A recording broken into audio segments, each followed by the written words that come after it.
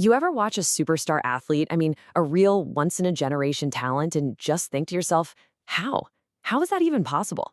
Is it just pure raw genetic luck? Or is it the result of thousands and thousands of hours of grinding away in the gym? It's one of the oldest debates in sports.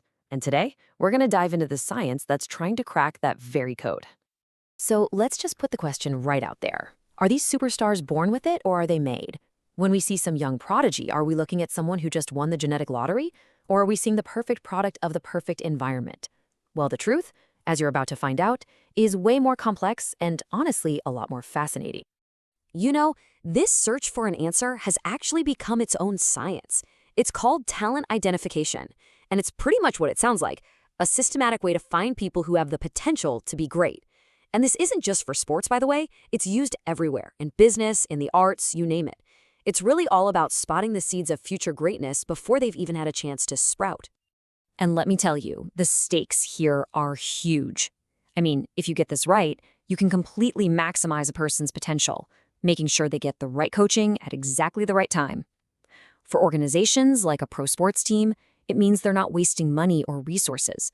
They can build a pipeline of talent for years to come. And when it's done right, it can even promote equality, finding that hidden gem in places no one was even looking.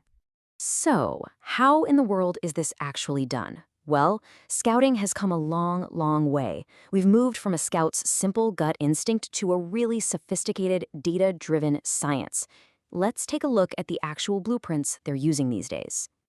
Okay, this is really cool. You can see the different models scouts use. First, you've got the performance-based model. This is all about the numbers right now. How fast can you run? How much can you lift? Think of the NFL Combine. It gives you hard, objective data, but the big risk is that you might miss out on the late bloomers.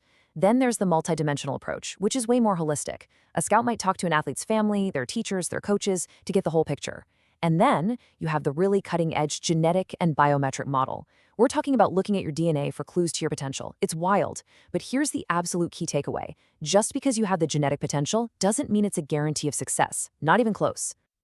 To really get this, let's think about an athlete like they're a super high-performance computer. To be a true champion, you need both incredible hardware and some seriously sophisticated software. And this brings us right to the heart of it all, the classic nature versus nurture debate. On one side, you've got your genetic factors. That's the hardware, the raw material you're born with. It determines things like your potential height, your muscle type, all that good stuff. On the other side, you've got the environmental factors. That's the software that gets installed through coaching, family support, and thousands of hours of practice.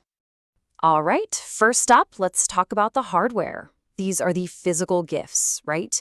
The genetic advantages that give some athletes a serious head start right out of the gate.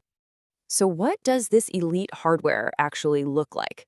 Well, we're talking things like a high VO2 max, which basically means your body is a hyper-efficient oxygen-using machine. Or having the perfect muscle fiber composition, more fast-twitch fibers if you're a sprinter, for example. High mitochondrial density, that just means your muscles can go and go and go without getting tired. This is the stuff that, well, you're pretty much born with. You just can't teach it.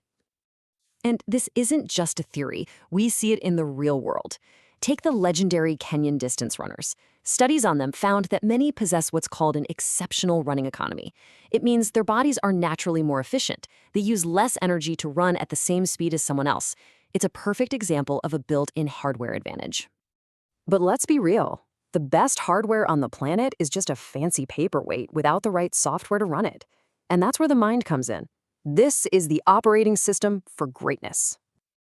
The mental game might be even more important. We're talking about that unbreakable mental toughness, the ability to stay focused and confident when the pressure is on, that deep, intrinsic motivation, that fire that gets you out of bed to train when nobody is watching. And of course, that killer competitive drive, that absolute unshakable desire to win. Just think about the legends. Michael Jordan wasn't just an incredible athlete. His mental toughness, his will to win was off the charts. Or Serena Williams, her ability to fight back from the brink of defeat, to stare down a match point and still pull out a victory, that is a masterclass in psychological strength. That's the software running at full power. So, which one is it then? Hardware or software? nature or nurture?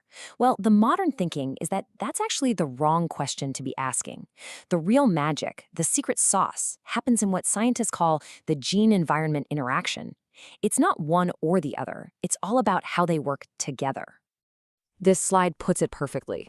Imagine you were born with the genetic potential to be the greatest marathon runner of all time. I mean, the absolute perfect hardware.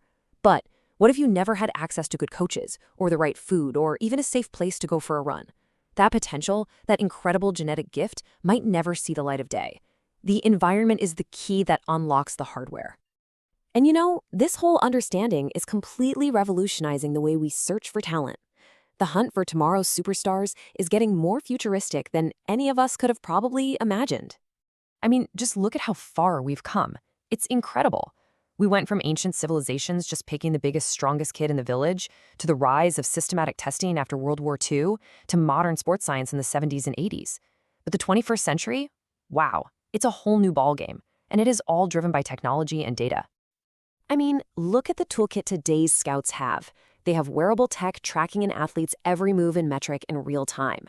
They have advanced video analysis and big data that can spot patterns that are totally invisible to the human eye.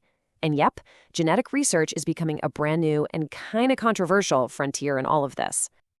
Okay, so after all that, after looking at the hardware, the software, and the wild science of modern scouting, where do we land? Let's go back to our original question. Are champions born, or are they made? And here it is, the big takeaway.